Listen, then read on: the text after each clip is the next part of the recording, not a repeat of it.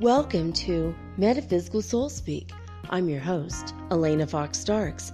Hey guys, I hope you're doing really well in this moment in time, and that whenever and wherever you happen to be when you listen to this podcast, that you are able to find one thing, one small thing that you can do that will improve the quality of your life right now. If it's emotional and you're feeling kind of yucky, practice smiling for 2 minutes. If it's spiritual and you feel a little bit down in the dumps and you don't know what to do and you feel like maybe you're lacking with spiritual stuff, why don't you set a timer for 3 minutes, close your eyes, focus on your third eye, try to keep your spine as straight as possible. Sit either in a chair with your feet on the floor, or maybe you could sit cross-legged on a couch. That's how I meditate. Or on my bed, but always cross-legged with me. But just set a timer for 3 minutes. That's it.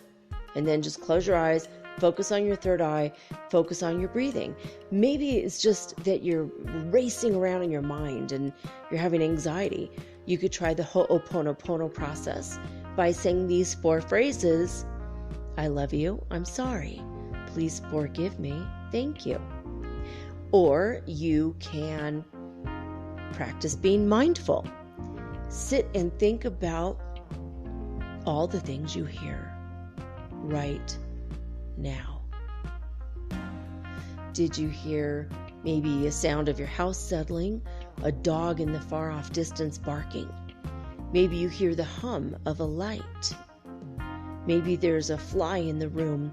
You can't see it, but you can hear it, and you can be mindful of the sound it's making. If it's night and you hear crickets, you might be aware that they are raising your vibration. Did you guys know that? Birds in the morning and crickets at night, all the sounds of the natural world around us are there to help keep our vibration steady and ever increasing. It's to bring us up. Even crickets, you can tell by how many chirps or sounds that when they rub their legs together. You can tell the temperature. If there's like a mathematical formula, I don't know it, you got to look it up. But all of nature is there for your benefit. So you could be mindful of all the things you're hearing in nature. Now, what if you're unsatisfied with where you are in your life? What can you do? What's a small change? Well, 17 seconds is all it takes to manifest your vision. So every day, you could set a timer for maybe 20 seconds. That gives you time to put your phone down and close your eyes and take a breath. But 17 seconds, if you could focus on a positive emotion for 17 seconds, that might be enough to change your whole world. Now, if your 17 seconds is all you're feeling positive for the whole day, and the rest of your day you're like, it's never going to work, and my life sucks, and you focus on the negative stuff, and you're just whining and complaining, probably you're not going to change your life. But if you spend 17 powerful seconds imagining, for me, it's swimming in a swimming pool in a house that I own. I mean, for me, that would be an example. Or if I imagine that my eyes are closed and my twin flame and I are in bed together and it's been a long day, and he puts his arm around me, and I imagine his breath on my neck. Or I imagine that he's laughing at a joke I've told, or that I'm laughing at something he said. You can't imagine unless you're an alcoholic. Don't do this if you're an alcoholic. But you can imagine you're sipping a bottle of wine in a city of your choice that you've always wanted to go to. You have enough money and enough time. And we have freedom of travel because the quarantine is over. You can spend 17 seconds imagining you're sipping a bottle of wine in Paris, or in Rome, or hell, even in Amsterdam. Whatever it is that you want to do, and if you want to change your life, spend those 17 seconds wisely. What is it do you really, really want? Maybe you want to go back to university, and you imagine that moment when they hand you your diploma. You want to finish your degree.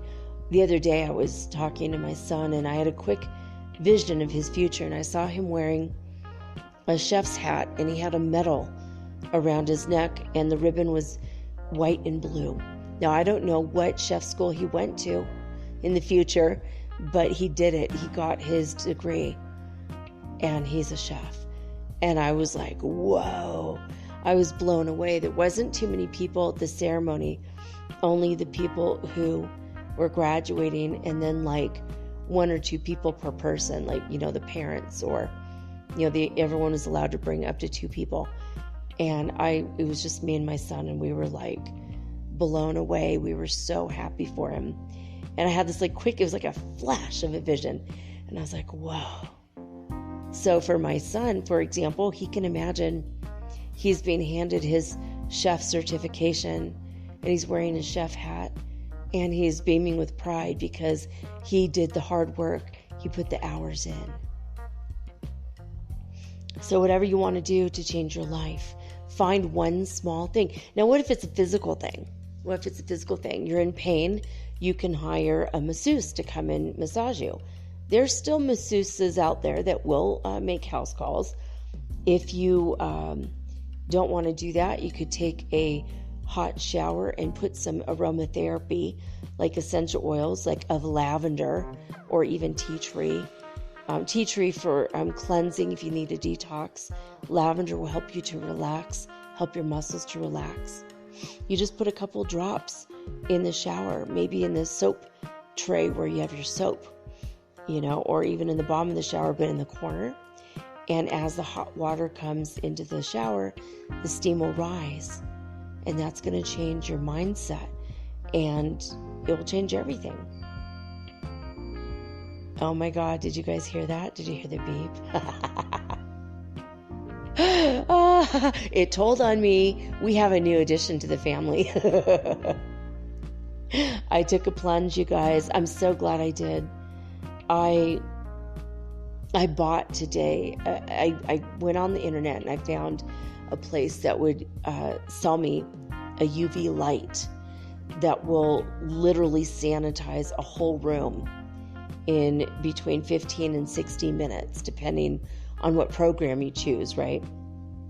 And this massive UV light bulb, it's like dangerous, scary. Like if you look at it directly, you'll go blind, you'll get cataracts. It's terrible.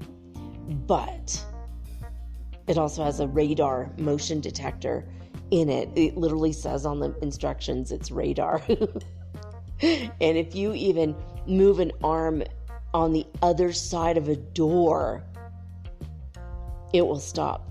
The door, I have this in the small bathroom. We have 3 bathrooms in this new place. And the small one is called the social bathroom. In Ecuador, everybody has a social bathroom. So if you have guests over for dinner or to enjoy an evening, you have a bathroom that only has a toilet and a sink, because obviously if they're coming to dinner, they're probably, hopefully, already bathed. So it's just kind of like a half bathroom. And it's funny, I'd never heard the words social bathroom. I've always heard guest bathroom in the US, but that's what it is. So we decided that that's going to be the sanitary room for the UV light. And we set it up, and my son put his jacket in there. I put one of my books and a few other items. I put a big thing of toilet paper in there. You know, stuff that we had from the other place that we don't want to bring mold into the house. And so this UV light, gosh, it was like almost $160. And I wrote to the person who owns the company, and he's like, hey, it's me, Kent. And I'm like, oh my God, I didn't know. I went to one of his concerts. He's also a singer with opera training. And I don't know if he was, you know, if he got anywhere with it, but he played with my friend Glenn, who founded the Violent Femmes, which is literally my favorite punk rock band of all time. I mean, God bless you, Sid Vicious. I love you and Nancy too. You know, the Sex Pistols, always, I love them. But overall, I mean, the Violent Femmes have always been my favorite band, at least for the past maybe 25 years. And as far as punk rock bands go anyway. And my first event here in Cuenca, Ecuador, my friend invited me to his sister's art opening, and it was incredible. We went and I bought some art from her. It was super, super awesome. And I met this guy, and he was getting ready to leave, and he shook my hand. He's wearing this really kick-ass leather jacket, and he was an older dude. He's older than me.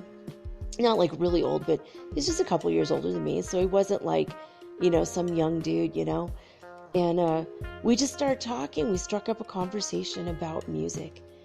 And he's like, what kind of music do you like? I'm like, I don't know. I mean, even though he had a leather jacket, he looked a little bit conservative. I'm like, I don't know. I don't even know if you like the kind of music I do. He's like, well, try me. You never know. I'm like, well, I love punk rock. And he goes, oh, really? What's your favorite band? You know, or bands, which one, you know, who do you like the most? I'm like, well, my number one all-time favorite band is the Violent Femmes. And he went, no way. You've heard of us? I'm like, what do you mean us? And he's like, I found it out with my brother Gordon. Oh my God. I'm like, no way. I grabbed his hand and I said, okay, I know you're leaving, but you're coming to meet my kids. Because my oldest kid plays cover songs from the Violent Femmes. And we were just like, oh my God, this is so incredible.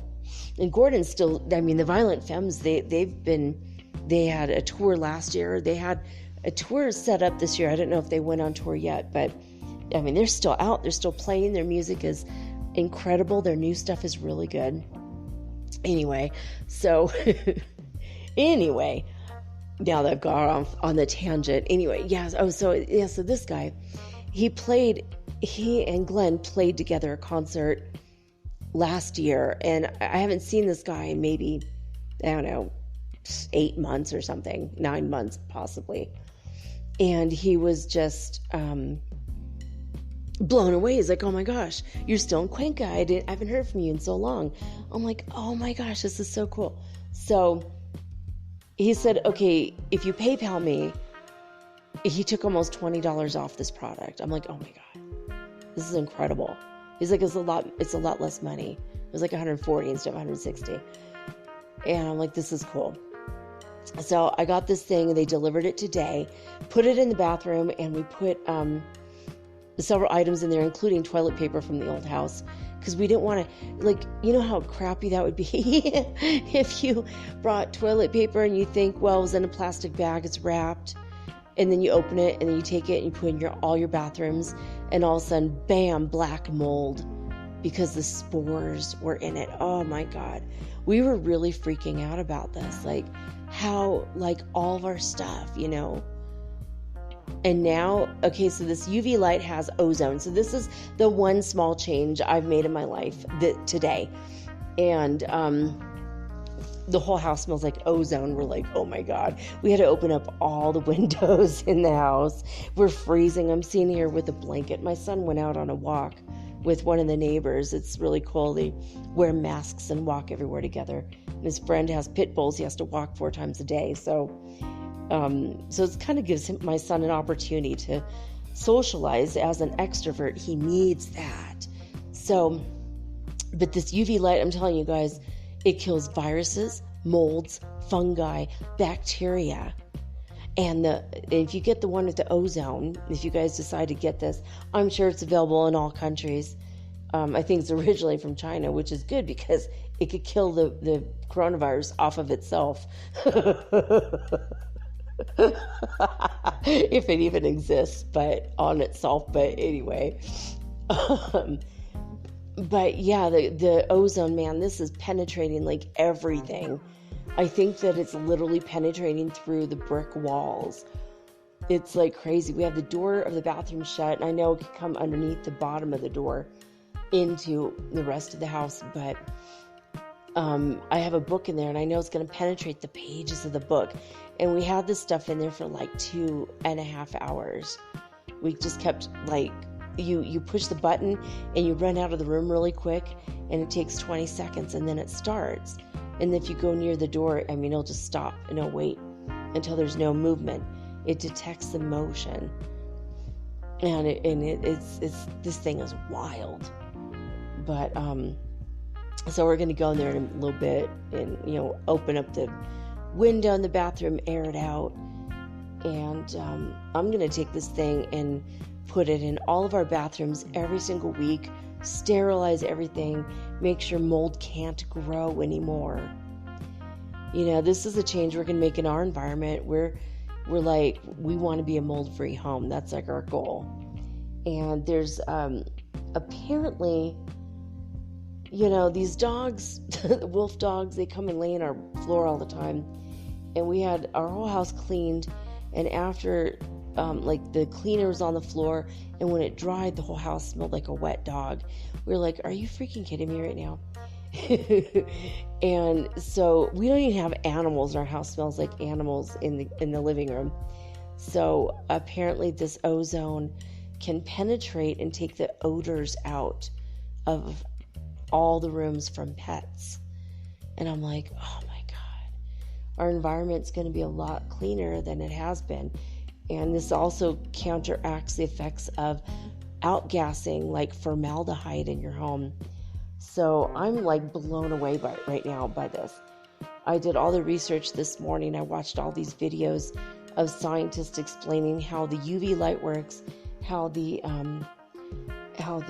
ozone works.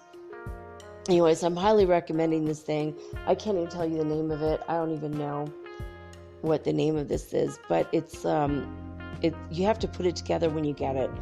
And the plastic part's kind of cheesy, but this light bulb, I mean, it's no joke. It's like a foot long. It's huge, and it's like a double tube, and it's a UV light, and it's like a purpley blue light, which don't ever look directly at it, but in fact, it's like coming through the glass of our bathroom, which is like a frosted glass, and it's casting a weird, eerie glow in our kitchen. And my son's like, Mom, don't even look at it indirectly. I think this is bad light for us. We have to go upstairs and watch TV together. And by TV, he means my little tiny tablet. And so anyway, so that was our one small thing. It was just one thing. And we're already like so relieved, because our next month to 2 months was absolutely laid out for us, where we're going to have to sit outside and spray every little piece of clothing with vinegar water or bleach water and wash it. And even after we wear it, we have to spray it again with vinegar water or bleach water to wash it again. I had one outfit on that I had sprayed the hell out of this outfit like twice, and then I washed it and I wore it for 2 days, and then I just threw it in the washer, and I didn't wash it right away. And the very next day, the whole washing machine smelled like mold. My son was so mad at me. He's like, Mom, we can't do this to the washing machine. This is terrible. I mean, we were beside ourselves. We're like, really, for like the rest of the year, we're going to have to, every time we take off any article of clothing, we're going to have to spray the hell out of it with bleach water and wash it in the washing machine. I've already ruined like 5 or 6 items by spraying it with bleach, because now the colors are wonky and off, and now it's like, oh great, well, there's one more outfit I can't wear out of the house. And we kept running out of vinegar water, so we were doing it with bleach. And both my son and I have chemical burns on our hands from just spraying the crap out of everything we own. My son threw away a bag of electronic equipment the other day because he's like, you have to take the headphones apart to bleach them, and then the bleach corrodes the components, so screw it. He's like, I'm going to throw it away. What can I do? I have to throw it away. And so we've been beside ourselves. So this new UV light thing with the ozone, I'm telling you, it's really, I mean, this is the one thing that's changing our life right now. This is the one thing that's going to change our life, because now we can hang up several items of clothing in there, put it on for 30 minutes, and then turn the items of clothing around so they get both sides, the front and back, and just ozone the hell out of it and UV light the hell out of it, and we're not going to have any mold spores at all. The scientific research I saw, they put E. coli in a petri dish, and they covered half of it up, and they exposed it to UV light for only 2 minutes, and it killed everything, 100% gone. Nothing could grow, even though the bacteria was definitely placed on the petri dish. And the part where it wasn't exposed to the UV light, it was full of the mold, or the germs. So anyway, I'm telling you guys, for me, that's my environmental yes. It's the one thing where I'm just like, oh my God, it's going to change our lives. Seriously, my son's like, we're going to have to bleach all of our clothes. I'm like, I have clothes made out of acetate. They're light and flowy. And I mean, some of my shirts, it's not like I'm spending thousands of dollars here, but it's really irritating that a shirt that I spent $40 on, I'm going to have to throw away because the bleach is going to ruin it. It's going to melt it or something. And we were really kind of arguing about it, like seriously, I'm like, I don't even know if vinegar might ruin it, now I'm like, nah, ozone's not going to ruin it. So as long as we don't breathe it in, we're going to be golden. But, so even though my son's kind of scared of this light, he's like, God, this thing's like dangerous as hell.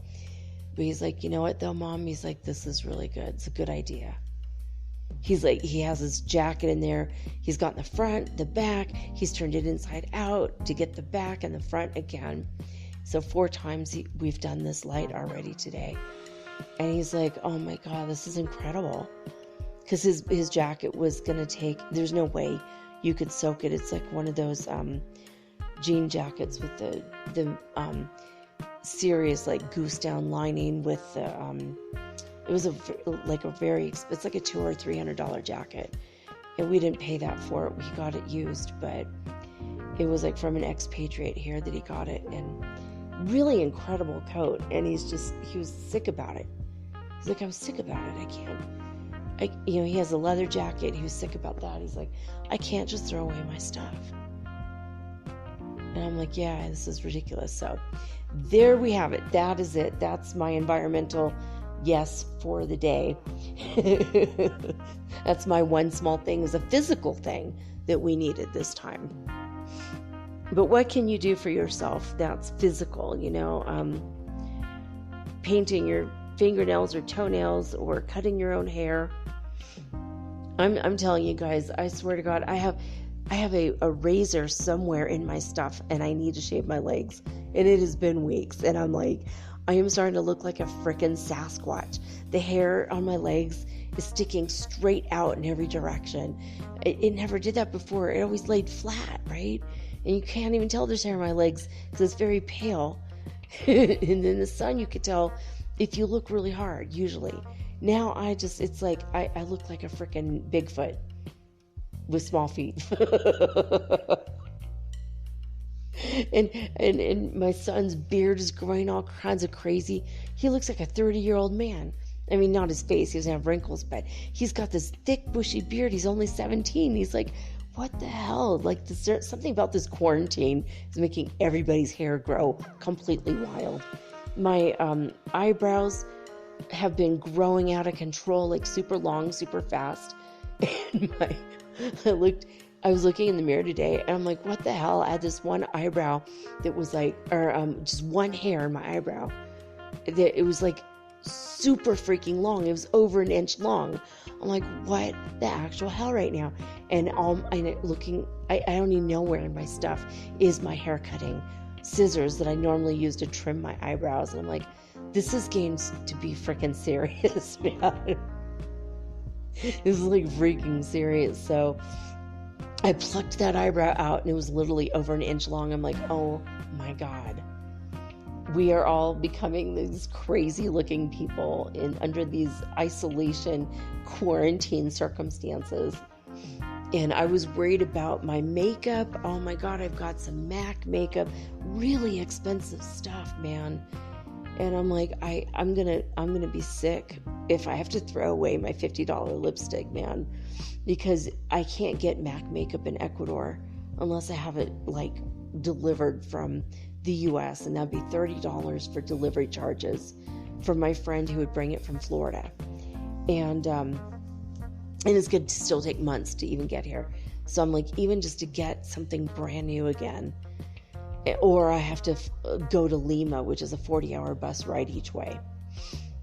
And so I'm just like, dude, like, I can't part with my MAC lipstick. I have this bright red, gorgeous lipstick that I don't wear that often, but when I do, I just feel so good in this color.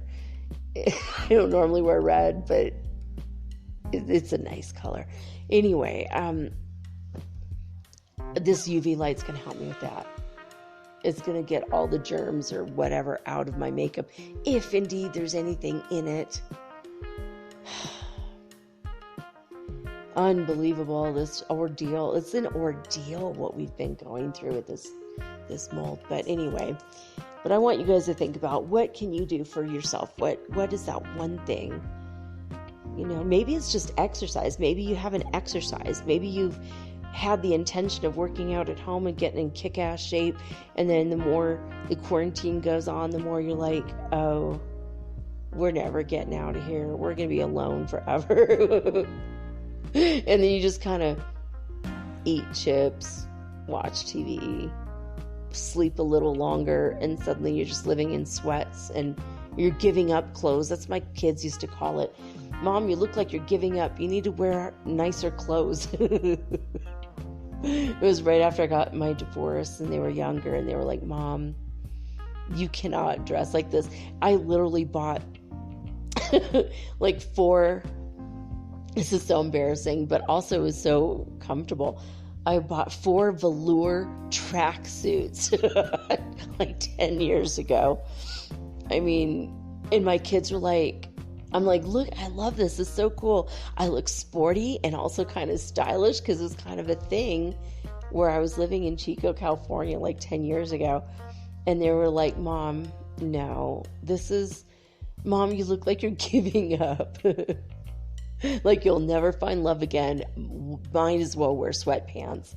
I'm like, but these are not sweatpants. You don't want to sweat in velour. Like, this is something you wear to look casual. You can wear it with gold jewelry. They're like, oh, Mom, just no.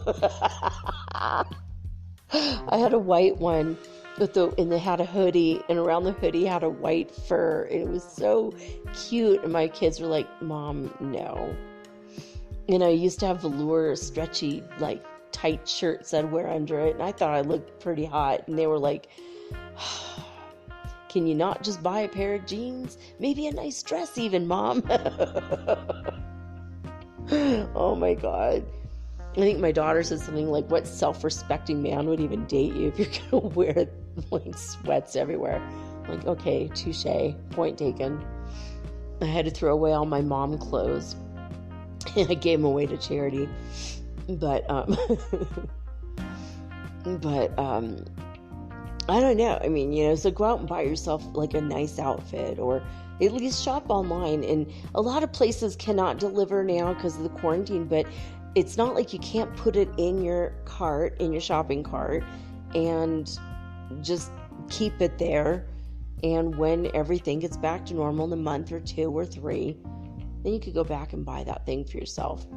But, exercise. I started exercising when I moved to this place.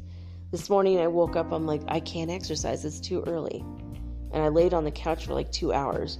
Then I got up and I went upstairs and I exercised. And I noticed today that my muscles are all pretty much back in shape. I feel like hard and wiry, like, I haven't felt in a long time. I'm like, yes. And I'm starting to look a little slightly bit younger every single day now. So I'm telling you, Himalayan 5 rights, that's something you can do for yourself. I mean, if you're over the age of 30, you're going to want to start it now while you can still move reasonably well. My friend sent a meme to me the other day, Peter Luigi.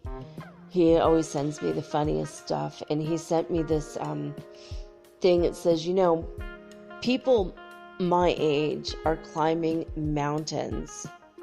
And for me, I'm just proud of myself.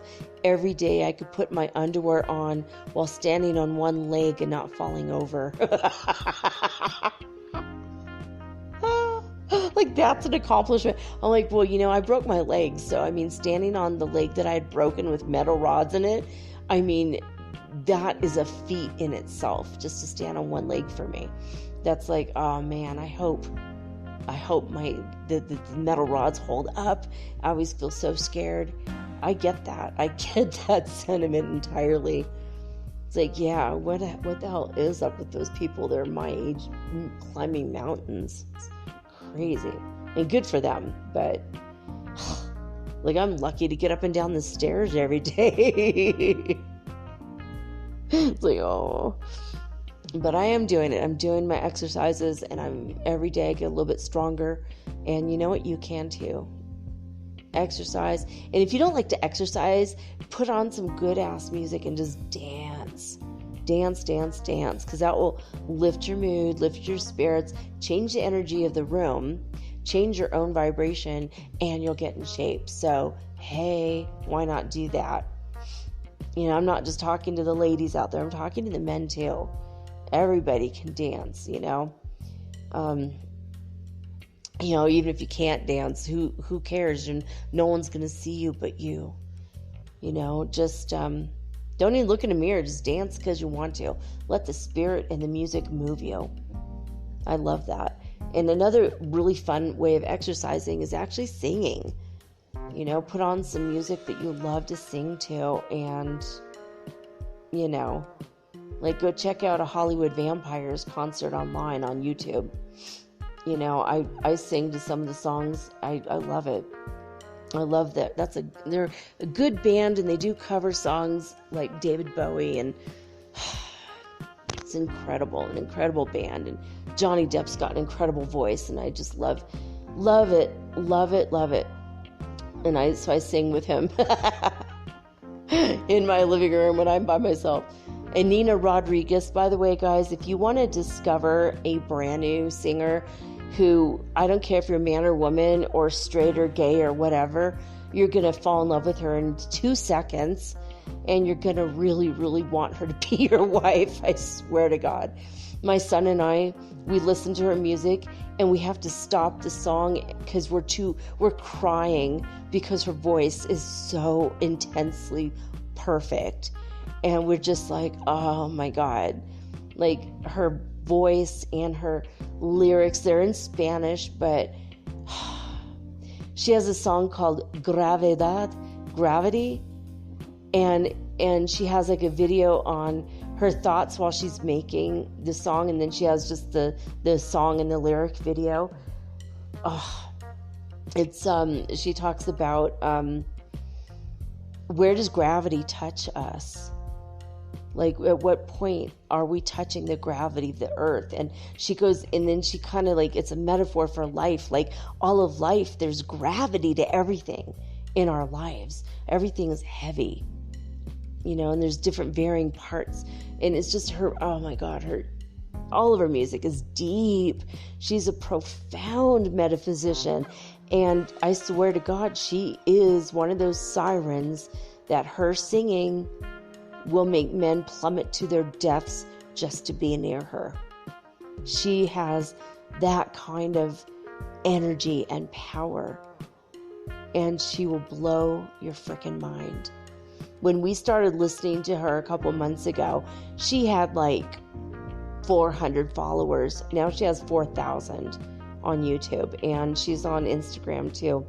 She is absolutely incredible. And I don't know why she's not 100% famous yet, but mark my words, Nina Rodriguez is going to go places. And I did mention her, I think, once before, but we got into it. My son's like, we need to hear Gravedad. And I'm like, oh my God, we can't, because I don't feel like crying now. And he put it on, and we sat here and cried for like an hour over this woman. I'm like, why does she not live with us? Why is she not our roommate or my wife or his wife even, like, it's just something about her. She has a familiarity, and I think because she's channeling the voice of God, or she's channeling her own soul, she's just profound. She's unassuming. She doesn't have a big ego. She's just an incredible human being. At least she comes across that way. I swear to God, she's a mermaid. She's a siren. That's all. Siren song. You want to hear a siren song? Nina Rodriguez, baby. Anyway, that's something you do nice for yourself for sure. Don't wear makeup. You'll be crying. I put up a new post on Instagram. That's at mermaidgirl888. Mermaid Girl, of course, referring to the story of when my little girl was a little girl, and she's really young. She said, I told her you could grow up to be anything you want in this life, and she said, I want to be a mermaid. I'm like, oh my God. You can't grow up to be a mermaid because you can't just grow a tail. And she got really mad at me. Decided to be an astronaut instead. I'm like, all right, or cosmologist, anything to do with space. And she will be attending university when it opens again soon, so that she could get her degree in quantum mechanics, so that she can actually work for NASA, JPL. That's her passion, besides art and music, because she's incredible in both of those. But Mermaid Girl 888 is my Instagram account. And I asked a question. I posed this question to everybody. Somebody asked me, what are some good spiritual books? He's coming into his awareness spiritually, and as he's wakening up, he's like, what are some good books? I keep asking people, and I mean spiritual books, and people keep telling me Harry Potter. And that's not exactly what I mean. And he gave me like laughing faces. He wrote me, and I'm like, oh man. I'm like, okay. And so I gave him like 5 or 6 books. He's like, that might take me a year to read them, but I'm excited about it. This is cool. So I put up a post for Vikram, and I said, this is it. Please help everybody out. What book has changed your life? What spiritual books really did it for you? Things have opened you up to new worlds and possibilities, and increased your spirituality and your awakening, and increased your awareness, and helped you become that much more enlightened. So if you've got a good answer for that, even if it's just, an old classic book from 30, 40, 50 years ago, even if it's from 100 years ago, and it's Practical Mind Reading by William Walker Atkinson, which is what we've been reading on the show every Monday for the past few weeks. Even if it's that or the Spirits book by Allan Kardec, whatever the book is that has changed your life or has given you a better insight, please go to my Instagram and put that information there, because some people really need to read this. They need to see that there are spiritual books, because when you first woke up, weren't you kind of voraciously hungry? At least your mind was hungry to learn more and more information. I know I was. I could not read enough books fast enough. I mean, I would have 3 or 4 books at my side at all times. I'd have one in the bedroom, one in my purse, one in my backpack, one in the bathroom, one in the living room. I mean, I had so many books. I'd read an hour in one book, put that down, grab the next book, and read an hour in that book. I could not just read only one book. I was so hungry for the information. Illusions by Richard Bach, one of my favorite books of all time. I told him about that. Autobiography of a Yogi. Great book, man. And when you read that book, Paramahansa Yogananda will be with you while you're reading it. If you are aware psychically, you will sense and feel him in the room with you. And I've talked to several people who had that experience. Like, ooh, he's right there with me. I remember just seeing that book on the bookshelf in the bookstore, and it was like his face was like he was looking at me, and it freaked me out. I had to visit that book every day for months, and I could never buy it. I couldn't bring myself to buy it. And my ego was I was judgmental, and I was 18 or 19. I was really young, and I remember thinking, who is he to call himself a yogi? What does yogi mean anyway? I mean, the yogi, it just means somebody who wants union with God. That's all it means, right? Well, I had such a weird attitude. I was so crazy when I was a teenager. I thought I knew everything, like, typical. But I was like, who is he? And then I'd go back and look at him again. And then I'd feel him with me. And I could feel him laughing at me. Why are you laughing at me? Screw you, I'm not going to buy your book. And then a few days later, I'd be back at the Earthling bookshop in Santa Barbara, and I have to look at that book again. I'd stare into his eyes, and I'd feel his love. I'd feel so much love coming from him. And I couldn't bring it. I could not bring myself to read that book. And it took 10 years before I read that book. In fact, I read it with my husband, my second husband, father of my children. He was like, oh yeah, I have this book. I think we should read it together. I think you're going to love it. Have you ever heard of Autobiography of a Yogi? And I almost fell on the floor. My jaw dropped. I looked at him. I was like, oh my God, that book and I have something. He's like, what do you mean? I'm like, I don't know, but that book, I felt so confronted by this book, by the man on the book. He freaks me out, and I don't know why. And I found out later is because he comes from the line of yogis from which my spiritual master comes from, and I was intimidated by that power.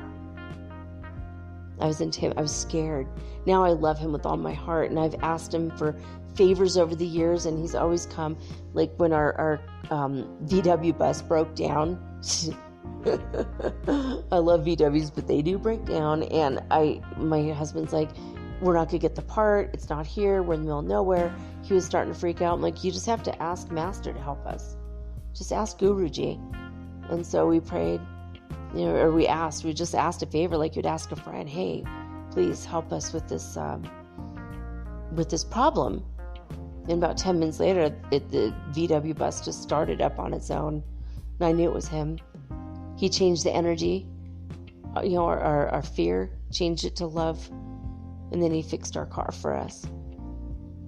He's a very powerful master. He's an ascended, enlightened master. So, that's a book that definitely changed my life. Autobiography of a Yogi. It taunted me for 10 years.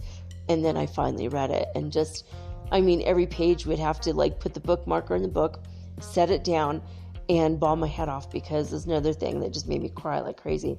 But being an empath and being overly emotional about everything, it's like I feel so deeply things, and I cry very easily because I feel the deeper emotions of things. And a lot of you also do. I know you do, because I've had conversations with you guys. A lot of you are just like me in that way. Just we're empaths, and we're like deep thinkers, deep feelers, Anyway, we're going to get to spaceweather.com. So hold on a minute. Let me get over here. There's some information that you have to know. All right. Solar wind speed is 295.6 kilometers per second. There are no sunspots, and so that makes it 27 days without a sunspot. But check this out. Solar flare activity has been intensifying. For the first time in more than a year, the sun is really flaring. So today, the Earth orbiting satellites detected an M1 class solar flare and a C9 class flare. Both came from a likely sunspot that's hiding just behind the sun's northeastern limb. Literally, they call it a limb, L-I-M-B. The sun does not have limbs, yo. Why are they saying that? Anyway, the northeastern part, we'll say, of the sun. So there's an image from NASA's Solar Dynamic Observatory. And by the way, a wolf dog just walked into my house, this beautiful Lobo. Hi, baby. Hi, honey. How are you? Oh, sweetheart. Yeah, they want to. He just lays down.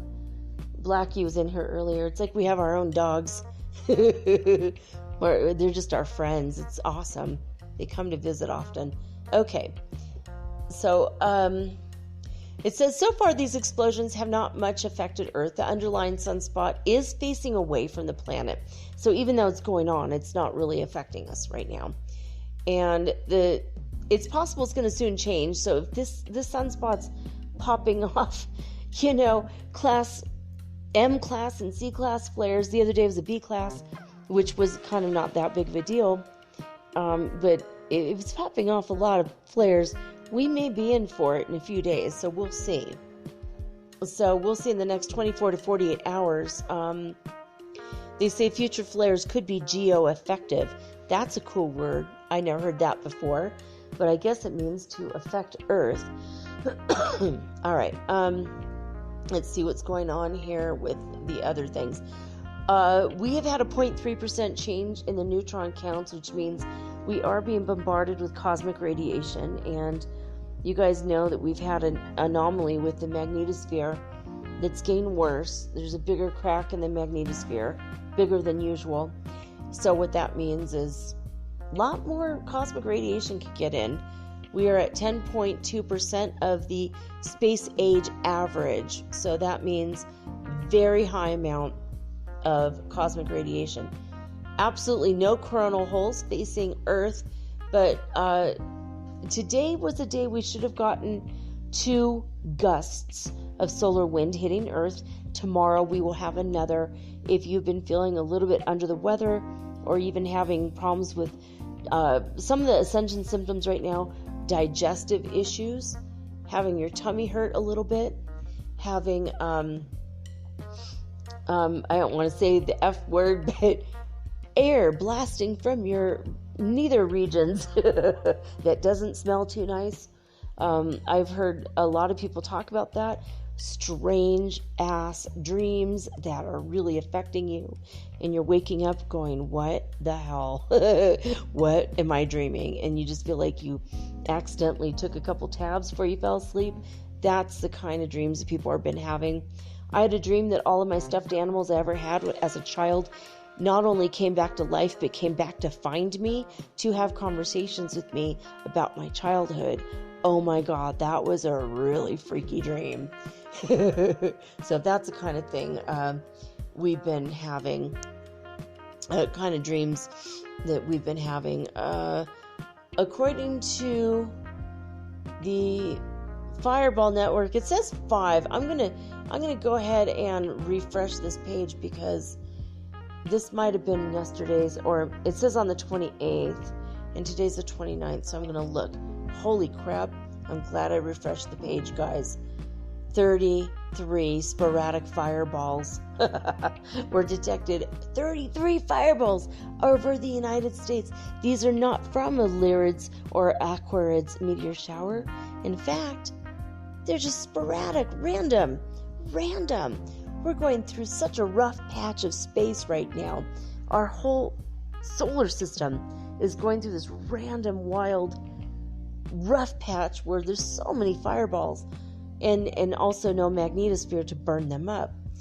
So this is according to NASA's all-sky cameras. So that's I don't even know what to think about that, guys. Okay, 63 is the big number today, reported from Schumann Resonance News from disclosurenews.it, coming out of Italy.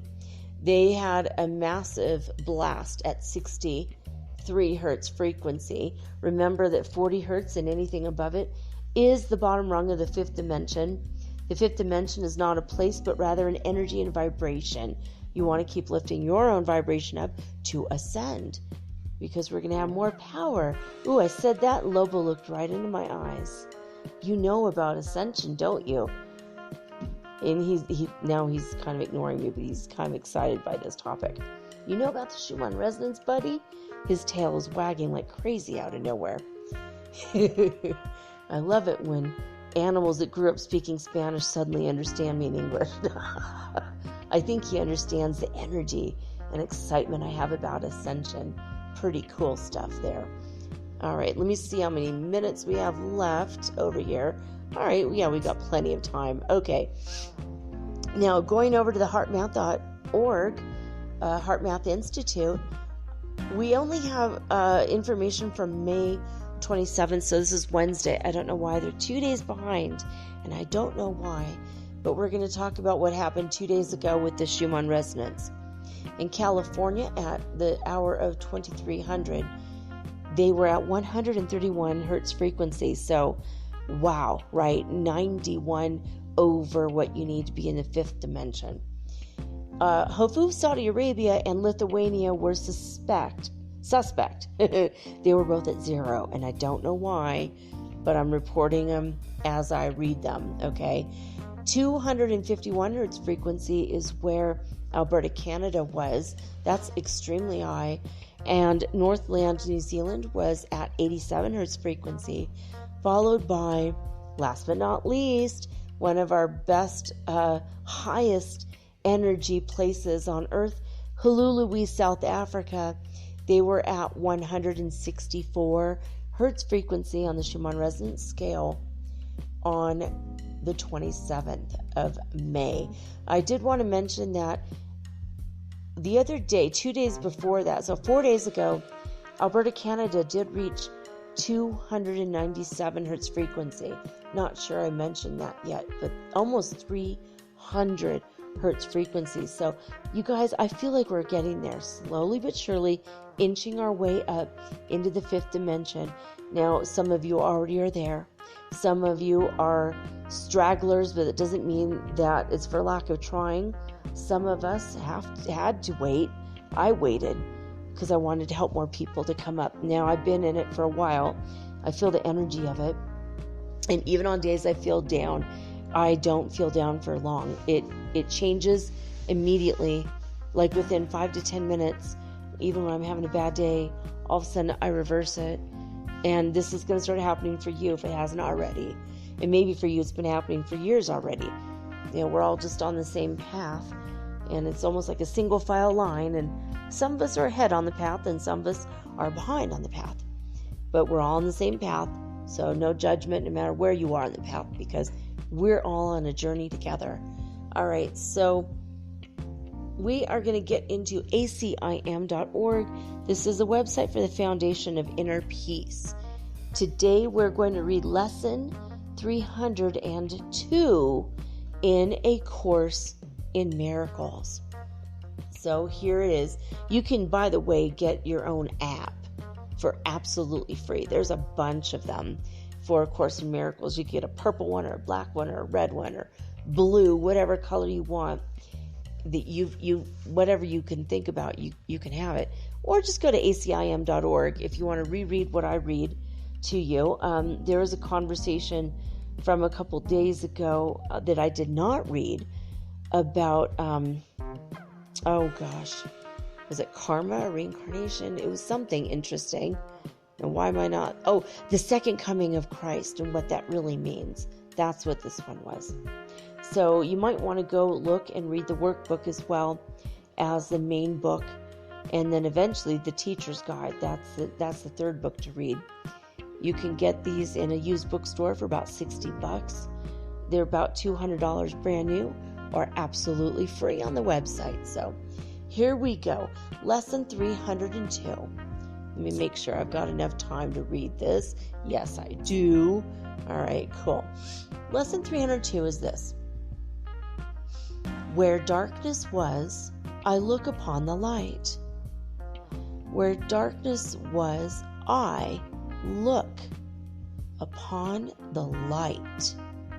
Father, our eyes are opening at last.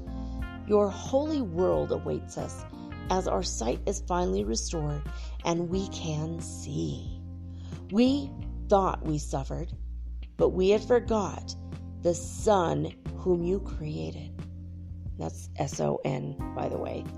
You created. Okay, now we see that darkness is our own imagining, and light is there for us to look upon. Christ's vision changes darkness into light. No, for fear must disappear when love has come. Let me forgive your holy world today, that I may look upon its holiness and understand it but reflects my own. Our love awaits us as we go to him and walks beside us, showing us the way. He fails in nothing. He is the end we seek, and he the means by which we go to him. Where darkness was, I look upon the light.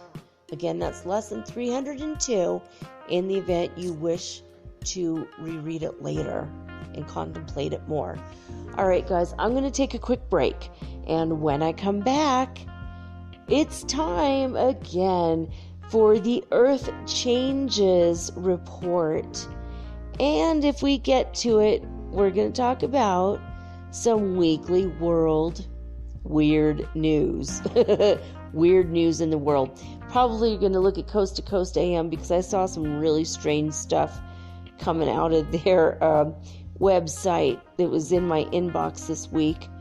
We'll see what we can do right after this message.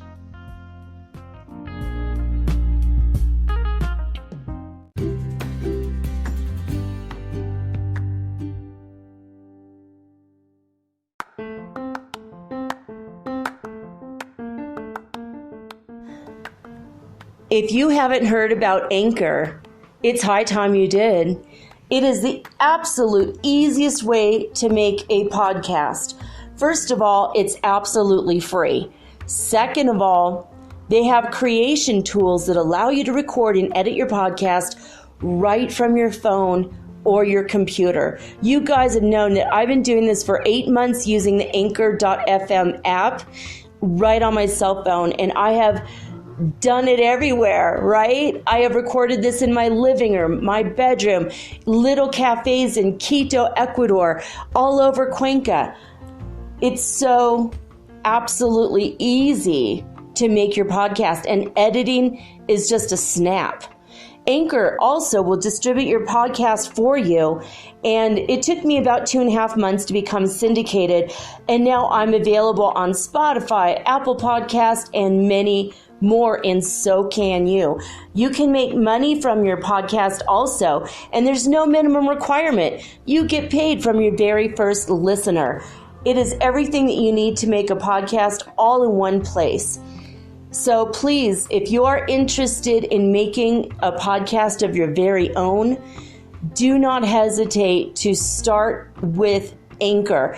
Download the free Anchor app or go to anchor.fm to get started today.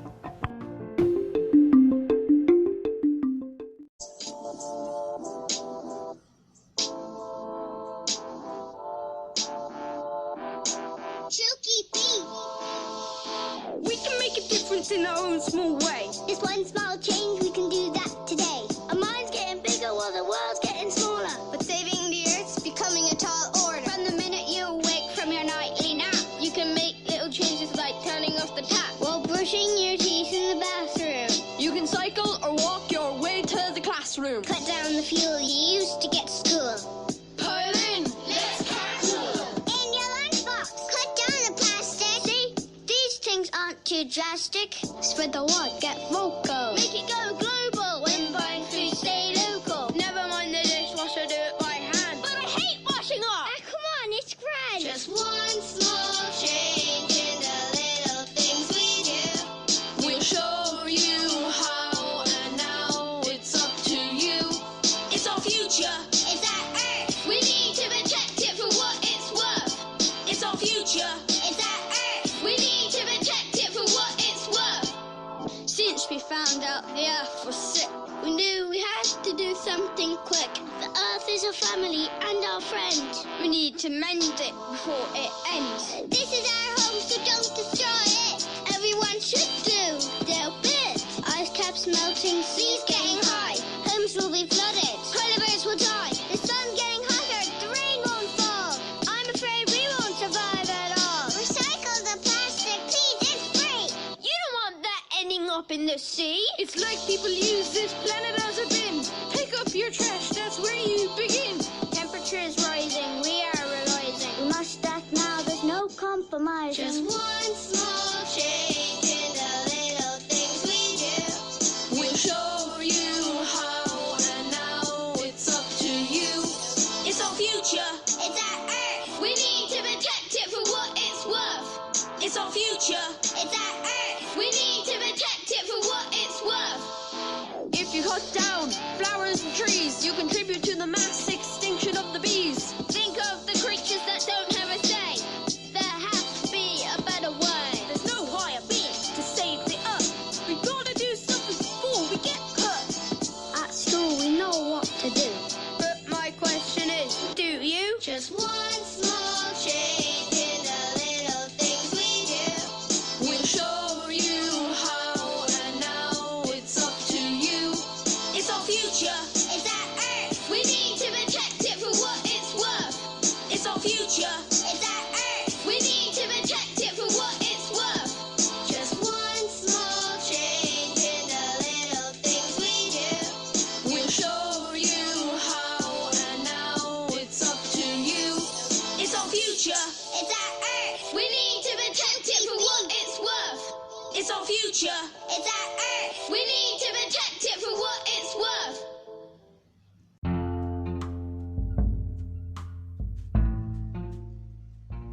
All right, guys, so I was trying to sneak over by the door, and then again I tried to sneak over by the window to capture and record the sound of this really crazy bird. It's a night bird that only comes out at night. I think we have a form of a nightingale that sings a beautiful song, but they're only out at night also. But in the early evening, like the twilight, right after the sun goes down. And it's a song that you don't hear during the day or in the morning at all. And I went over to try to capture the sound of that bird that makes that sort of sound. And it's like it's a psychic bird. I go over there and I have all my blinds drawn. It can't see me, but it stops singing the minute I get just a few feet closer. And I'm not a ninja. I can't sneak up on my own door super quiet, but I didn't think I was that loud. And this bird just won't let me record it. Even the landlady agrees. She was saying, no, these birds are really strange. Other parts of Cuenca, you don't hear them. So because we're in a more natural area, that's why there's more birds over here. But I keep trying to capture them. One night I'll do it. One night maybe they'll see me. Maybe I'll just sit outside. But I'm all choked up now. My allergies have kicked up again because there's this beautiful tree right outside my door. And I had my window open to capture the bird. And I got cold, so I had to shut the door or the window. But this tree is called an angel's trumpet tree.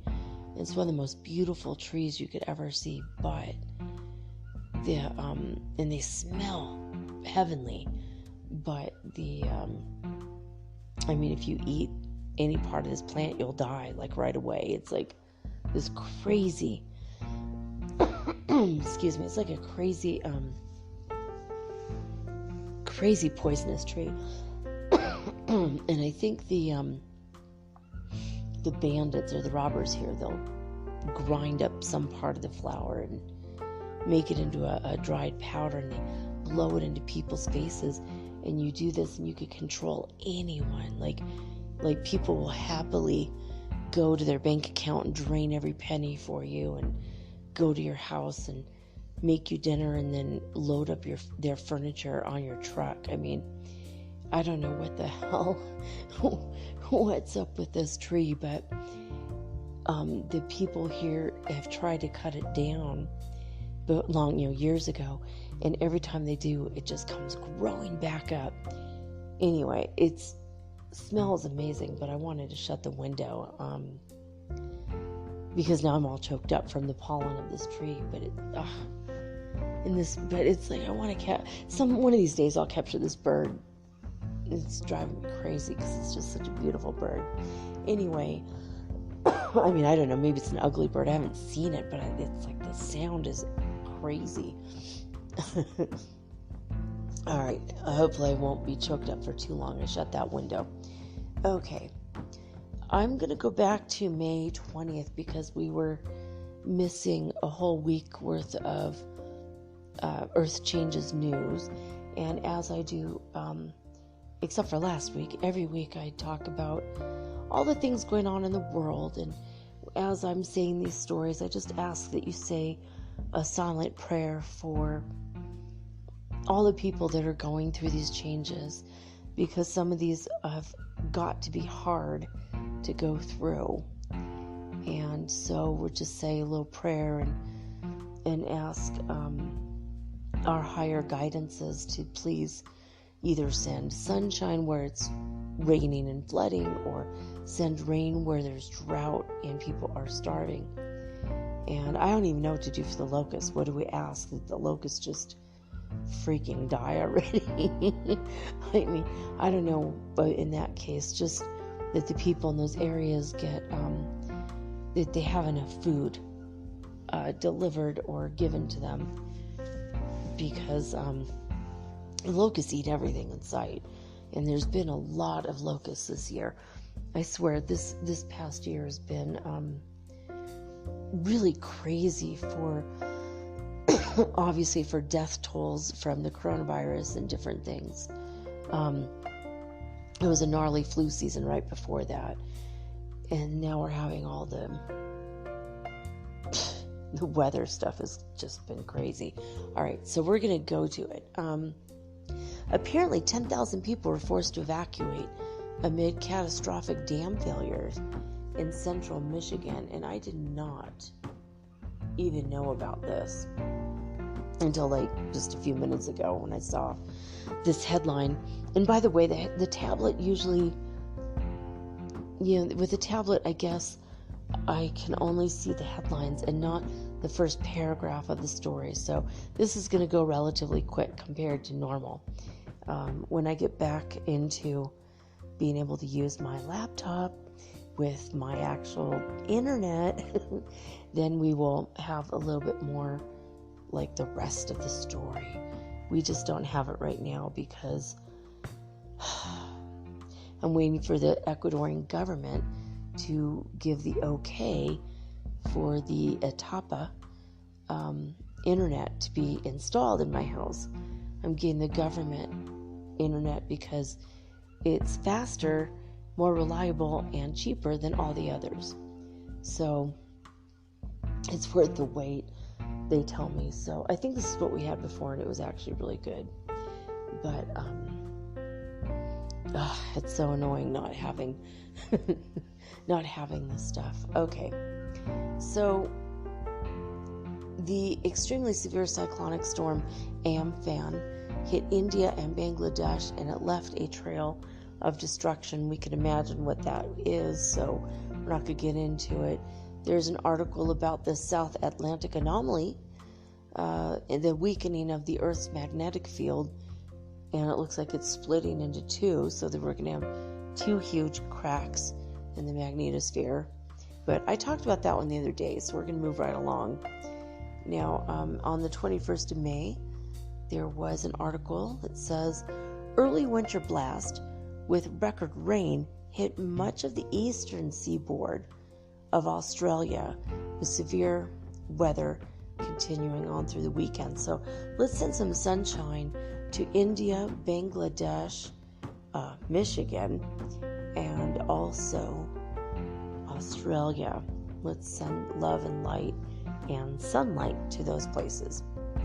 Now, there was a rare tornado that hit Sumatra. No. Sumatra, you guys, if you ever get a chance to get your hands on some Sumatran coffee, it is incredible. Like, they sell it at Trader Joe's. It's, if you're in the United States, you know what I'm talking about. The Sumatran coffee is, they wait for the monsoon season to come, and the winds dry out the coffee, and it ages, and I think it ferments it slightly, and it's a mellow flavor, but my God, it's expensive. It's like $10 for one of those little tiny cans, $9 or $10, and it's absolutely incredible. So anytime I hear about Sumatra, anything about them, I always think about that amazing coffee. Anyway, they had a rare tornado hit. 2 people were killed, and 245 homes were damaged. That's crazy. I've never heard of tornadoes hitting that area. So let's send them some love and light so they can heal. That's got to be scary, to live in a place where nothing happened like that ever, and then for it to happen, or maybe not your lifetime, you've never seen it, and then all of a sudden the crazy weather hits. So let's just send them some love and light to get through the PTSD of that. I'm sure they've felt it. Now, Amphan, here's more information about it. In India and Bangladesh, millions of people were affected. 100 people.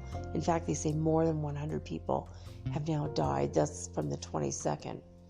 So we'll see. There might be something more. Send them some love and sunshine. Okay.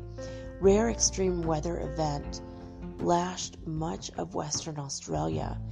It was Western Australia's worst storm in a decade. Are you kidding me? Australia, you guys, I love you guys so much. Down under. I am so sorry for all the weather and the crap you've been sustaining. I don't know what is going on there, but it feels like the earth is just really cleansing through fire and rain, all the different ways, all the things you guys have been experiencing. I don't think it's a karmic thing. I really don't feel like it's a karmic thing. It's not like a collective, karma convention. Like when a plane crashes and everyone on board dies. That to me is a karma convention. I got that idea from my friend David back when I was 18 years old. And he said that, and I laughed so hard. I'm like, oh my God, I never thought about that. Like, everybody chose at that time to die at that same moment together. And it was like a convention of their karma, and I never forgot that. But I don't know, all of Australia has been battered repeatedly for months now with all kinds of crazy weather stuff. So let's just send some love and sunshine to Australia. And you guys, I think it's just a cleansing thing, and humans are caught in the crossfire. The koala bears and the kangaroos, they're all just caught in the crossfire of this. So let's just send a lot of love and soothing balm energy, to all these places, especially Australia. All right, so there was an extreme once in a decade storm that brought destructive winds and rain to Western Australia. So one day later, they have almost the identical article. So my God, you guys have been battered over there, right? Turkey's eastern province was hit by a disruptive snowstorm with very strong winds. That's crazy. Did it always snow in Turkey? I have a friend over there. I should ask him because I've never heard of that. And like snowing over there, that's crazy. So it sent sunshine over there too to Turkey. Apparently in Florida, they had severe flooding that was triggered by record heavy rains. Sunshine to Florida. They call it the Sunshine State, do they not? I mean, California is the Golden State, but I think they call Florida the Sunshine State. Let's send them some sunshine. In Nicaragua, also had severe flooding and life-threatening flash floods, and they were expecting more across all of Central America well into next week. So let's just send them some love and light because that's crazy. All right.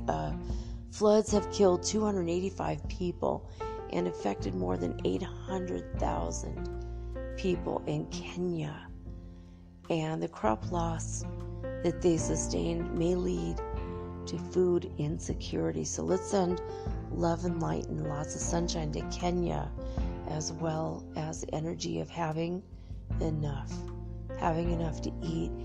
And imagine people feeling like they're grateful because they have everything they need. That's really sad, man. That's bugging me. And then we have today, it was reported that Iran faces the worst locust plague in 50 years. And the recent attacks are unprecedented. So they've never had anything to this extent. I mean, let's just send some love and light to Iran. I do have a friend I've been talking to all day about TV shows and things. He's bored at home. He is a biology teacher. He's from Turkey, but he lives in Iran right now. And he's just like watching TV, watching movies and everything on YouTube because he can't go to work during the coronavirus crisis. But man, I should ask him about the locust situation. I mean, people start to eat locusts, dipping them in honey, you know. I mean, John the Baptist in the Bible, that's what he did. I mean, this is crazy stuff, man. Anyway, the first M-class solar flare of solar cycle 25, which we just did talk about from spaceweather.com. They say it was an impulsive M1.1, and it hit or was released at 7:24 UTC time on May 29th, which is obviously today. So wow. I love this picture of the sun. It's like, I don't know why it's green. It's the color of kiwi fruit. It's a beautiful picture. Anyway, you may read in depth these articles on watchers.news if you wish. So that's it. That only took up 14 minutes. I'm going to pause this and I'm going to go look for some weird news now, guys. It's going to be more of a weird news than anything. So hold on, and we're going to stop this for a minute till I can locate some cool stories for you. Well, I was hoping to find some weird news, and my God, this story takes the cake. Well, takes something. Hold on, you guys. Hold on to your hats. Monkeys steal COVID-19 samples from a lab worker in India. Oh my God. According to coasttocoastam.com. I'm going to read this article from Tim Beanall. Reminiscent of the beginnings of an apocalyptic science fiction film, a troop of monkeys in India attacked a lab worker and made off with blood samples from COVID-19 patients. Oh my God. The very strange incident reportedly occurred at a medical college in the city of Meerut on Thursday when a lab technician was walking outside the facility and encountered the troublesome creatures. Presumably suspecting that he was carrying something that they could eat, the monkeys descended upon the unfortunate individual and snatched 3 samples containing the virus. The fantastic nature of the caper captured the imagination of people online, and many of them likened it to the eerily similar opening scene of the zombie film 28 Days Later. However, not everyone found the monkeys' antics amusing, and residents of the area were, understandably concerned about the prospect of the creatures spreading the virus in the community. Now, in response to the fears, an official with the college assured the public that, to date, no evidence has emerged to indicate that monkeys can even get the coronavirus. Now, fortunately, this became something of a moot point when the samples were then later recovered shortly. Thank God, right? And this is after the animals had stolen them. I guess they just dumped them because they weren't apples, or I don't know what they thought they were. It would appear that the monkeys, who had scrambled up trees to examine the pilfered material, eventually tossed the blood samples to the ground once he realized that the packets could not be eaten. Nonetheless, authorities have pledged to investigate the incident and take steps to prevent any similar incidences in the future. Yeah, my God. I can't even imagine. Monkeys. Oh my God, monkeys. All right, so let me see. There are some other news articles here. Let me go check out the news from this website because, their news is always strange. So for Coast to Coast AM, it's just called news, right? And I'm going to have to pause this again just to find something else. Well, here's a fun little ditty. Hoping to obtain superpowers, Bolivian boys let black widow spider bite them. Ew. In a bizarre story out of Bolivia, a trio of children required hospitalization after they allowed a black widow spider to bite them in an attempt to acquire superpowers. This strange incident reportedly occurred earlier this month in the town of Chayanta. Tasked with grazing goats on their property, the 3 kids stumbled upon a poisonous arachnid, which led to a conversation about the iconic origin story of the famed comic book character Spider-Man, wondering if perhaps, like Peter Parker, they would be blessed with fantastic powers by way of a bite from a spider. The youngsters decided to put the story to the test. Taking turns, they agitated the creature just enough so that it struck each one of them. Now, alas, one might expect, the youngsters were not transformed into crime-fighting superheroes, and instead they found themselves becoming incredibly sick from the spider's powerful poison. Suffering from various symptoms, including a fever, muscle pains, and tremors, the children were eventually brought to a nearby hospital where they were treated for the spider bites and ultimately recovered about a week later.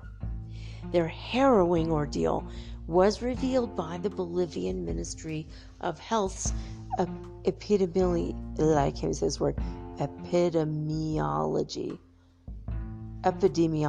Oh my God, I knew this word.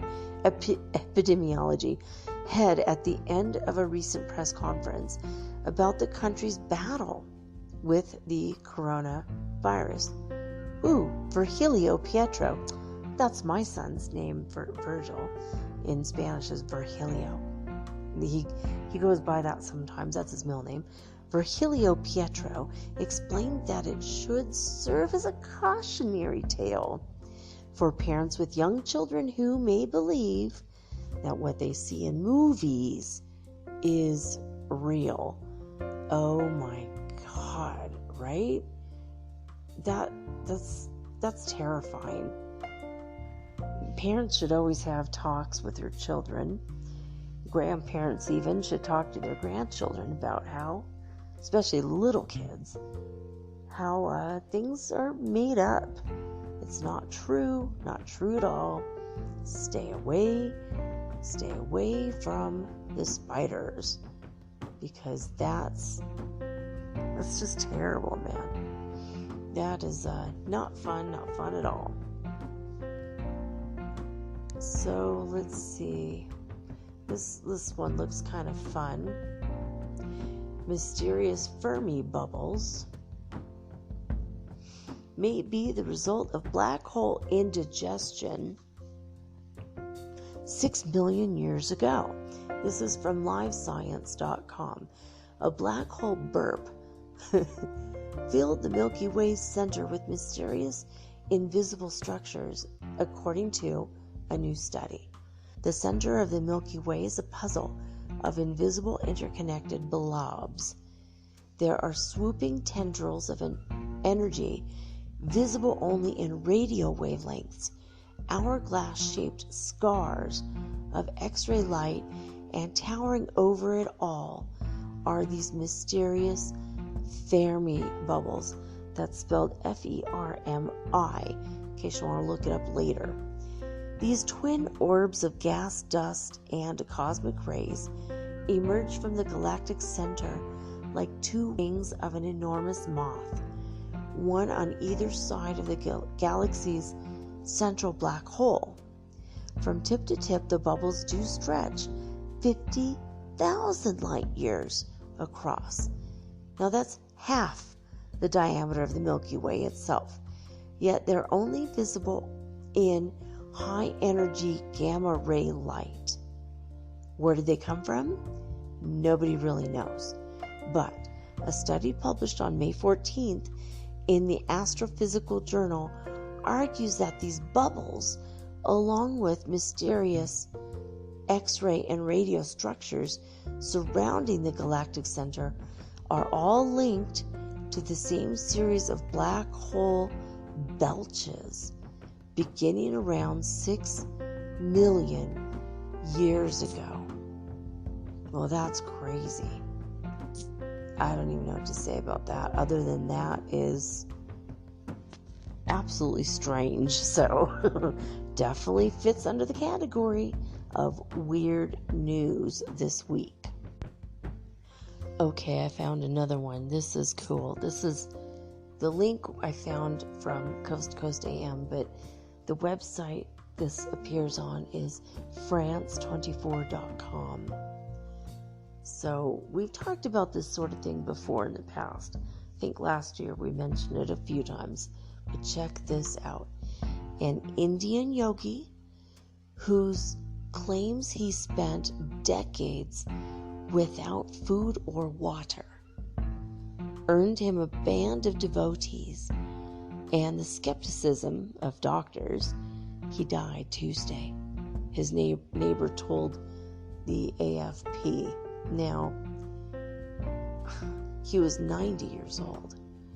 The long-haired, bearded Prahlad Jani, who dressed in red and he wore a nose ring in the fashion of Hindu goddesses, hailed from Charada village in the western state of Gujarat, where he spent his life in a routine of yoga and meditation. He was 90 years old based on his claim that he was born in August 1929. He died early on Tuesday morning at his residence due to old age, according to Sheetal Chaudhary, who lived next door to Jani. He was rushed to the hospital after midnight, but declared dead on arrival by the doctors there.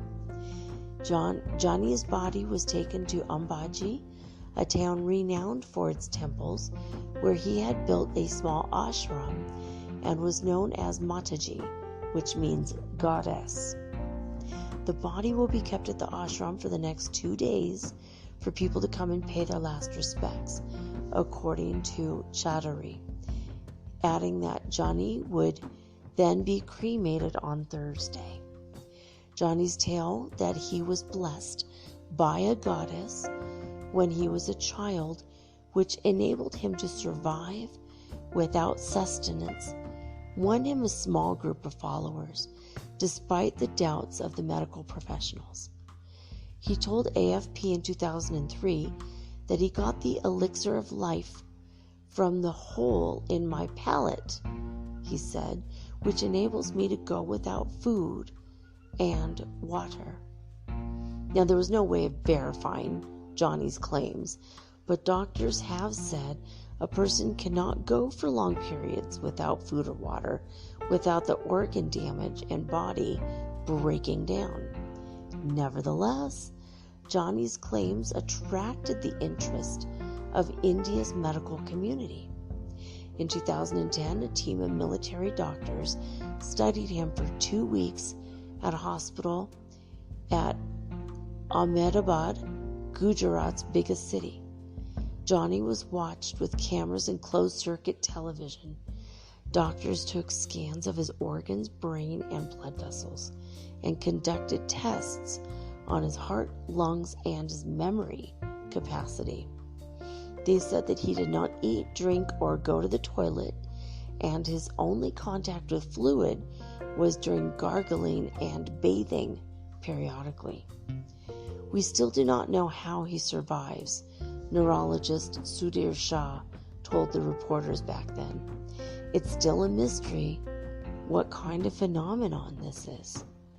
The results of the study, initiated by India's Defense Research and Development Organization, were never published and never submitted for peer review. So that's awesome and crazy, right? Now, I knew somebody, in fact, I met several somebodies that knew a specific man who is from the United States, who just got fed up with having to pay for food and all the time wasted on cooking and preparing and eating food and the dishes afterwards, and literally out of sheer laziness, he used a dowsing pendulum, and he made it so that his body never had to eat ever again. And he survives by crushing up the powder, the vitamins and minerals he would need each day to survive in 1 gallon of water, and that's all he drinks. He crushes those up and puts it in the water and just shakes it up. And the last time I talked to someone about this guy, who I have never seen or met, I think they said he had gone for 5 or 6 years, maybe 7 years without food or water, and he was extremely healthy. And I know he didn't go without water, sorry. He went without food. But also in Paramahansa Yogananda's book, Autobiography of a Yogi, he does talk about a saint whose mother-in-law was so mean to her, it prompted her to say, I never want to eat ever again because she keeps making me do the dishes for everybody, even though I'm eating very little. She was only eating like once a day or something, and it was irritating her because the woman was making her do everything. So she said, you know what? I'll remain married to your son, but I'm going to live outside and I'm not going to eat anything ever again. She prayed to God. Next thing you know, she doesn't need to eat. And when Paramahansa Yogananda visited her, it had been like 9 years and she had not eaten one morsel of food. So I know this sort of thing is weird and it's rare, but it's also very possible. So, it's crazy, but quite a bit worth mentioning, I think. Here's a fun story. Taken right out of one of my favorite books as a child. Oh my God. Like Dr. Seuss's Green Eggs and Ham come to life. The chickens of a farmer in Malappuram, India, lay eggs with dark green yolks. It was 9 months ago that we first got such an egg with a green yolk from a hen in our small poultry farm, said Akshihabudhin. He explained this to the News Minute. After his photos went viral, the Kerala Veterinary and Animal Sciences University got involved, investigating what might be behind the phenomena. Scientists have postulated that the feed for the hens may have caused the unusual coloration, yet Shihabuddin says what he feeds the chickens is not out of the ordinary. He does confirm that the unique eggs taste just like the regular ones, and he plans to market them pending the findings of the university. You guys have got to go see this. coasttocoastam.com. The name of the article is Mystery of Green Egg Yolks, and it was published on May 25th, 2020. This is one of the weirdest things. I can't even, this is like an emerald green. It's emerald green. I can't even imagine wanting to eat that. It looks too weird. Yeah, that's just too weird. I don't know. I'm going to read you guys some headlines. Mysterious giant was spotted in Mexico. Residents of a community in Mexico are on edge following the sighting of a mysterious giant that some suspect could have been either a Bigfoot or an alien. I just want to say right now, a Bigfoot and an alien, two totally different vibes. Two totally different. One's fat and hairy, one's skinny without hair. How could it be either one? I don't even know. All right, here we go. The CDC has issued warnings about aggressive rats. Yesterday, these ladies were walking by our house here in the gated community in which we live, and they had this weird looking dog, and my son and I started talking about a teacher that he had in grade school. He said that when you go down to Mexico, they have such big rats that they sell them to tourists as dogs.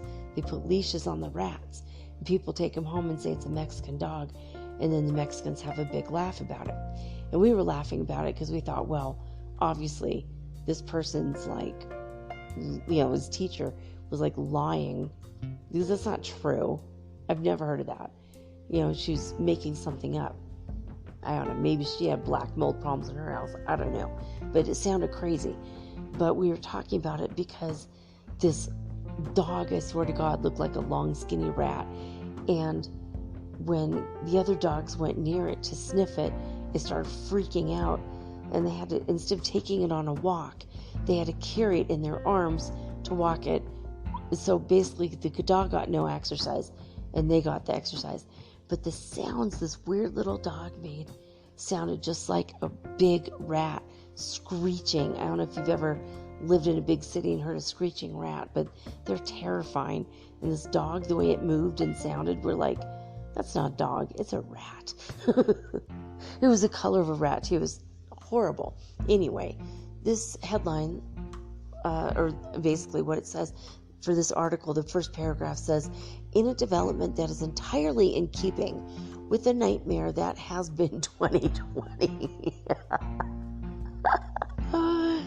The Center for Disease Control has issued a worrisome warning for people to be on guard against what they describe as aggressive behavior from rats. Of course, we have murder hornets and aggressive rats, as well as this horrible disease. This has been shaping up to be one of the weirdest and deadliest years in human history, I think. Okay. Archaeologists in Mexico are celebrating an enormous find in the form of a massive mammoth graveyard containing fossilized remains of 60 of the ancient creatures. Wow. Massive mammoth graveyard. That's crazy. There's some pictures of it. They've started to uncover some of the bones.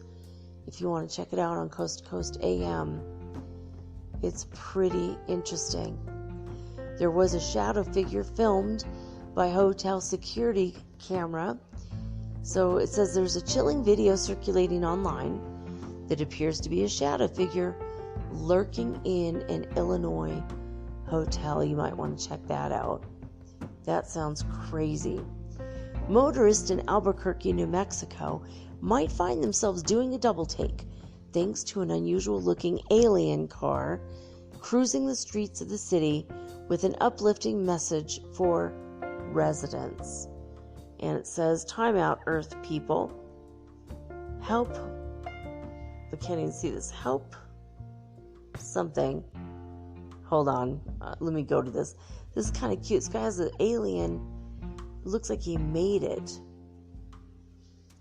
And it has really big eyes. And it's kind of like between a typical gray and a slee stack. And, all right. What is the uplifting message? That's what I want to get to the bottom of it. Okay, it says, "Smile, that's the big one. That's what it's all about." Even if you don't feel like it, smile. If you do it good enough, it will become contagious. Fortunately, there's a good chance anyone who might happen to spot Philip's alien-equipped car is likely to just smile, to do just that. Let's hope that ET is well secured, since it might prove to be pretty enticing for sticky-fingered fiends in search of an odd decoration for their house. That's cool. I mean, Albuquerque is really, really far from Roswell, but it seems to me like most people in New Mexico have interest in, I mean, my family that lives there, they are all pretty interested in UFOs and aliens, and I even went to Roswell. My mom took me there when my daughter was just a baby, still breastfeeding, and I was hanging out there with the curator of the museum, who happened to know, well, he was working in a funeral home at the time of the Roswell crash in 1947, and God rest his soul, he's gone on already, he's passed, but he told me the story directly. He told my husband and I, he's like, yeah, you know, those were not, why would there be children on an army base that needed coffins? It was weird. And he saw, he knew that they were alien bodies.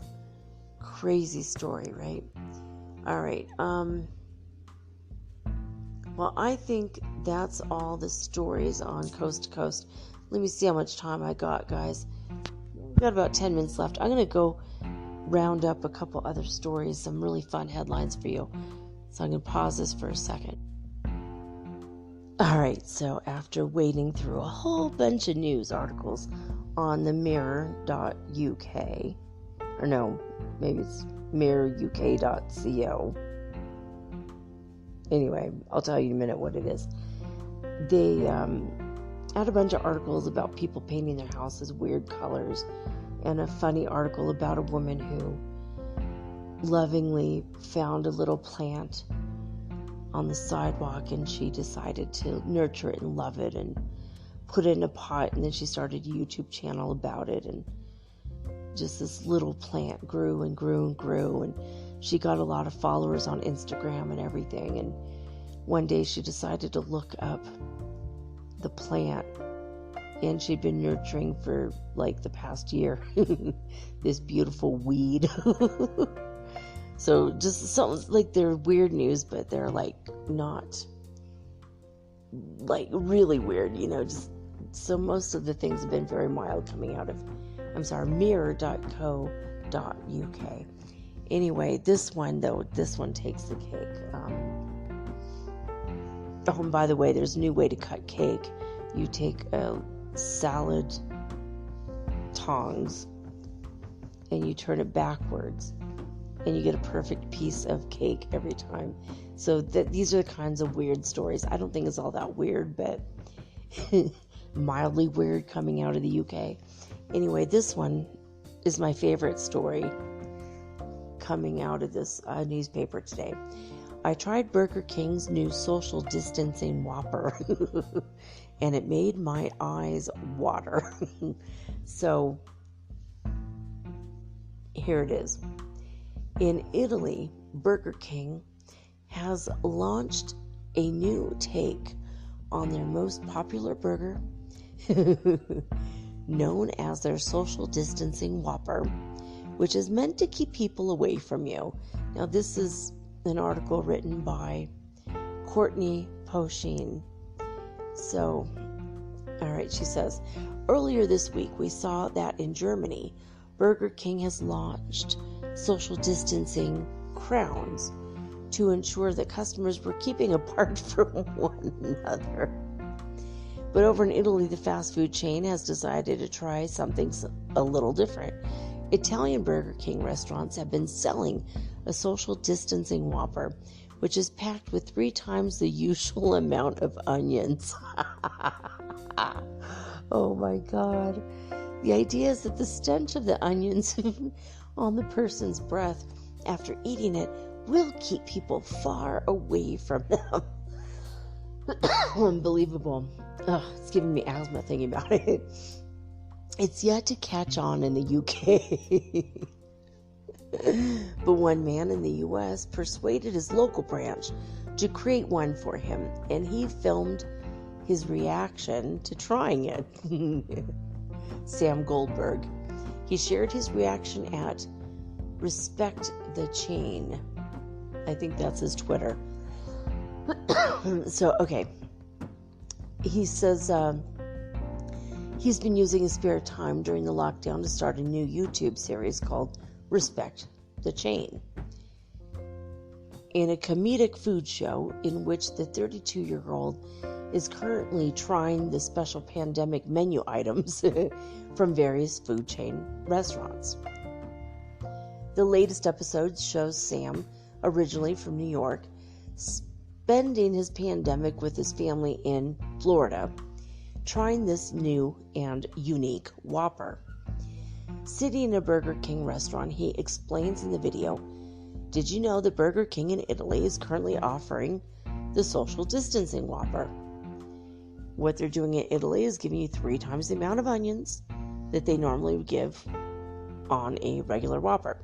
So he continued, "What we're doing today is recreating the social distancing Whopper that they love in Italy.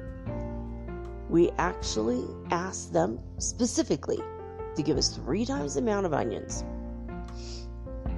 Before tucking in, Sam admittedly said that he wasn't really looking forward to tasting the burger. He's not looking forward to tasting it. Wow, I have a very bad feeling. He says it's probably going to taste very bad. Biting into it, he pulls a face before saying that it has the most pungent taste he's ever experienced in his life. Okay. So, speaking to Mirror Online, the Respect the Chain host spoke more about his decision to try the burger and gave us his official verdict on whether it could actually keep people away. He said, "Currently on the show, we're featuring the post-pandemic reopening phase, and we're intrigued to try the social distancing Whopper from Burger King." Oh my God, the articles in the Mirror are so repetitive and redundant. And they keep saying the same things over and over again. The writing is just terrible. Sorry, Mirror. It's just that we hate hearing the same sentence over and over again. I get very impatient. Okay, back to the article. He says, we thought it was fun and innovative idea that has not yet hit the States. We figured that we would be the guinea pig for America. There is no doubt in my mind that after eating the social distancing Whopper, that others will stay at least 6 feet away, maybe even 12 feet away from me. The smell of the onions was enough to keep me away from me. The onions overwhelmed the taste of the Whopper, making my eyes tear up and taste buds come alive. He added, in my opinion, the social distancing Whopper is a success. Well, there you have it, folks. Would you guys try it? The social distancing Whopper. Crazy stuff. Well, that's literally the craziest story on the Mirror. So we're still not totally out of the woods yet. We're not out of our houses yet. A lot of restaurants in Ecuador will be opening up next Monday. They have extended hours. But most people are just doing takeout or delivery. And a lot more people are doing deliveries for things that you wouldn't normally expect. I saw today an advertisement for a company that decided to deliver household items. So an $1,100 television, a 50-inch screen, would now be costing $484 from this new delivery service here in Cuenca for brand new TV. And they're delivering printers and towels, hand towels, and sheets for your beds, anything that you need in your house, even pillows for your couch. They'll deliver it for free. You just go online and buy it, and then they'll deliver it the same day. And I've had coffee and carrot cake and cookies delivered, and today I had a UV light delivered. So I don't know what's going on in the United States, but I know here in Ecuador we're getting more and more things delivered every day that this pandemic goes on. The other day they announced 77 days have gone by that we've all been stuck inside our houses, and they are opening up my city first, and 2 other cities are opening up, and next week they're going to try to open up the whole country of Ecuador. A lot of people are scared, and they're not really wanting to open it up. They're saying, no, this is pretty scary. The coronavirus has killed more than 100,000 people. Let's get to some of that coronavirus news now, and then I'll come right back. Gee, I'm sorry for bringing this up at the end of the show instead of the beginning-ish. But, all right, right now in the world, let me see, over 6 million people have contracted the coronavirus. There have been 366,896 deaths officially reported, and over 2.6 million have recovered. So in recent weeks, we were reporting 21 down to 19, and then the last time I reported this, I think it was 16% of the people with an outcome had died, but now only 12% of the people with an outcome have died, which means that 88% of the people are recovering now. And that's good. Here in Ecuador, 10% of the people have died that get it. And where I live in the province that I live in, only 33 people have died. That's it. And there's 842 people that have it right now here where I live. And that's why they're opening it up. Only 33 people died. It's not spreading. People are isolating. But, so it's crazy. But in the United States, almost 1.8 million people have it right now. Or total cases, I'm sorry. Out of the deaths, 104,542 people have died. And And I mean, Trump has the nerve to say that Brazilians can't go to the U.S. The reason why Brazilian people are dying from this is because they're poor, they can't work because of the lockdown, and they're malnutritioned and they're dying of not only coronavirus, but also nutrition, So I think they might be getting it, but then they can't eat to get themselves better. So, I mean, lots of love and light to Brazil. But 468,000 people in Brazil have had it, and almost 28,000 people have died. So it's kind of weird that Trump is making a big deal out of blocking Brazilians from going into the United States when 104,000, almost 105,000 people have died of it in the U.S. But anyway, the good news, the takeaway that I'm looking at is that 12% have died from it. So for me, that's so much better news than in recent times. In the past few months, it's been 2 months, so goodness, like 2.5 months already. So, I'm happy about that. All right, guys, so I have managed to find one more wonderful piece of news. So we're not going to end on a sad note, but on a good note. According to UPI.com, a soldier's letter home from Vietnam was delivered finally after 52 years through sleet. Neither sleet nor snow nor hail nor rain can stop the mail. It's only delayed. I don't know why, but it gets there. It gets there. It always gets there eventually. If you're in the United States. Now, I'm in Ecuador, and I ordered stuff years ago I never got yet, but we'll see. This is an article by Ben Hooper, and I'm going to read this to you. And this was just put out on the wire today.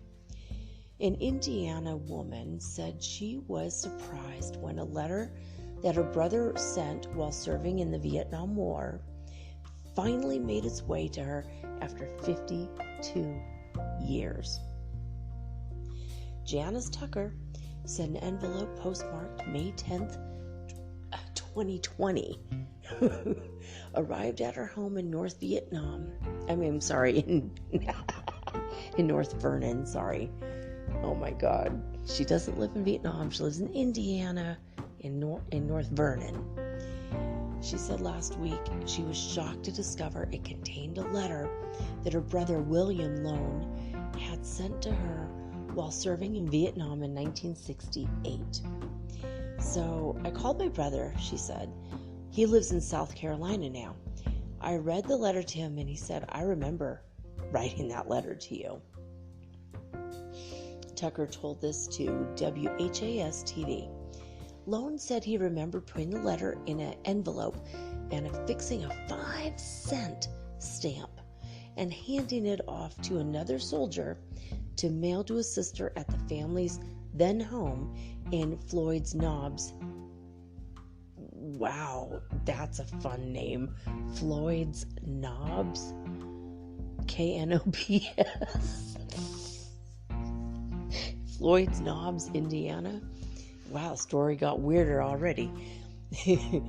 Tucker said that the letter came to me, she said, 52 years later by way of Indy. It's a real mystery to me. This is not the original envelope. Somebody found it and found out who I was. She said the envelope did not contain many clues about the letter's long journey. Thank you to whoever found this letter. Thank you to whoever sent it to me.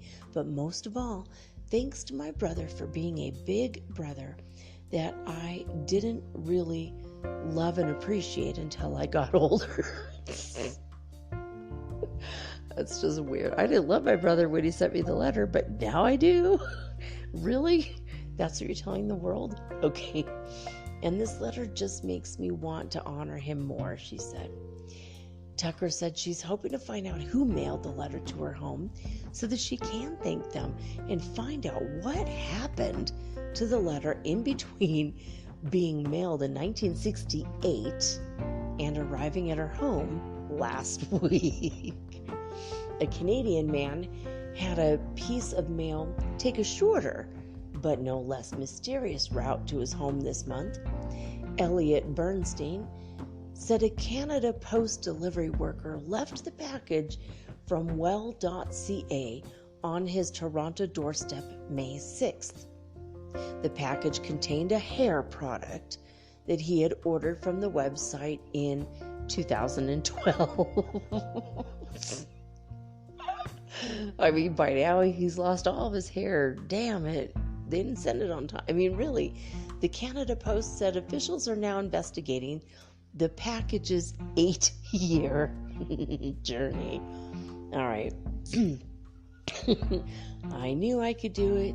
I knew I could find a really good one for you guys to end the week on. And there it was. Well, there you go. I love each and every one of you, and I want to thank you personally for having faith and confidence in me and continuing to show up to listen to my life's work, which is Metaphysical Soul Speak, the podcast. Thank you so much for listening and enjoying the show and writing to me, and also telling all of your family and friends and all of those around you who are spiritually awakening. Thank you for spreading the news about it, because I see my numbers growing, and I know it's because of you guys.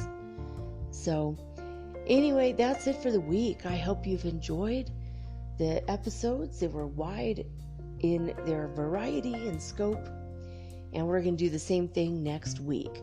I'll be back on Monday with, well, another lesson in mind reading. And just as always, it will always be unique and original programming. So that's it. I'm going to sign off and enjoy my weekend with my UV light machine and listening to these crazy birds outside. And of course, there he is, the Lobo right outside my window. But right now, I am signing off with peace and joy and the high vibes of the Holy Fifth Dimension. Till next time, guys. Peace.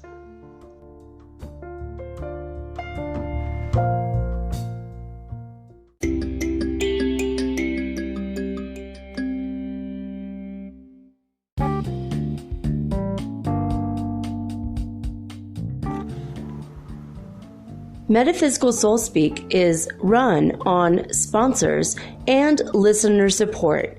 This means listeners like you.